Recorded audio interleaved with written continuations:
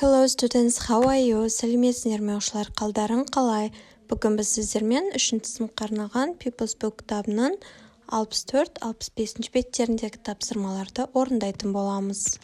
Бүгін бізде жаңа тақырып page number 64 Art and Music. Өнер және музыка. Musical instruments. Музыкалық аспаптар. Exercise number 1. Look at the picture. Are they playing classical or modern music? How does music make you feel? Суретке қараңыз. Олар классикалық немесе заманауи музыка ойнап жатыр ма дейді. Музыка сізге қалай әсер етеді? Жаңа 64-ші беттегі суретке қарап, біз осы сұрақтарға жауап беруіміз қажет. They play classical and modern music.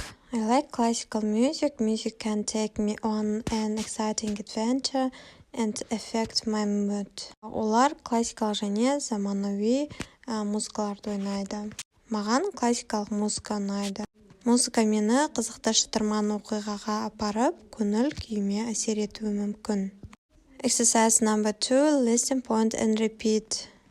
Жетіген, қобыз, домбыра, guitar, гитара, violin, drum, барабан, tambourine, трамбурин, flute, флейта, guitar, гитара, violin, скрипка, piano, пианино, recorder, флейта, домбыра, қобыз, жетіген.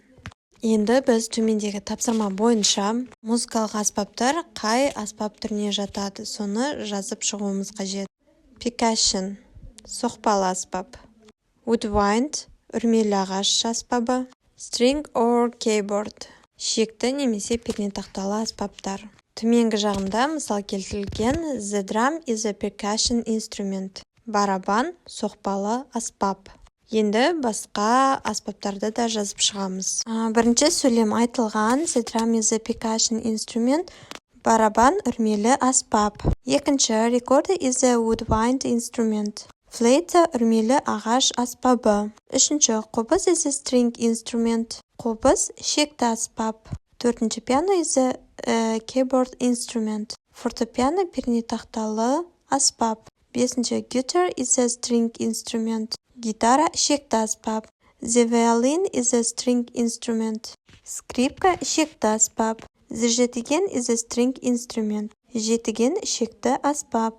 The домбыра is a string instrument. Домбыра шекті аспап. The tambourine is a percussion instrument. Тоғызыншы соқпалы аспап. Exercise number 3. Complete the drawing. Сызбаны аяқтаңыз дейді. Яғни орындықтың екінші жағында біз салып шығуымыз қажет. Exercise number 4. Now choose a cool or a warm color and color the chair in exercise 3. Present it to the class. Енді төртінші тапсырмада үшінші тапсырманы суретін салып болғаннан кейін төртінші тапсырмада көрсетілген жылы түстерді және де салқын түстерді таңдап орындықты бояп шығу қажет. Бояп болғаннан кейін оны сыныбыңызға көрсетіңіз дейді. Cool colors, green, blue, violet. Салқын түстер, жасыл, көк, күлгін. Warm colors, red, orange and yellow. Жылы түстер, қызыл, оранжевый және де сары. Менің орындығым осылай шықты. Сіздер өздеріңізге ұнаған түстермен бояп шықсаңыздар болады.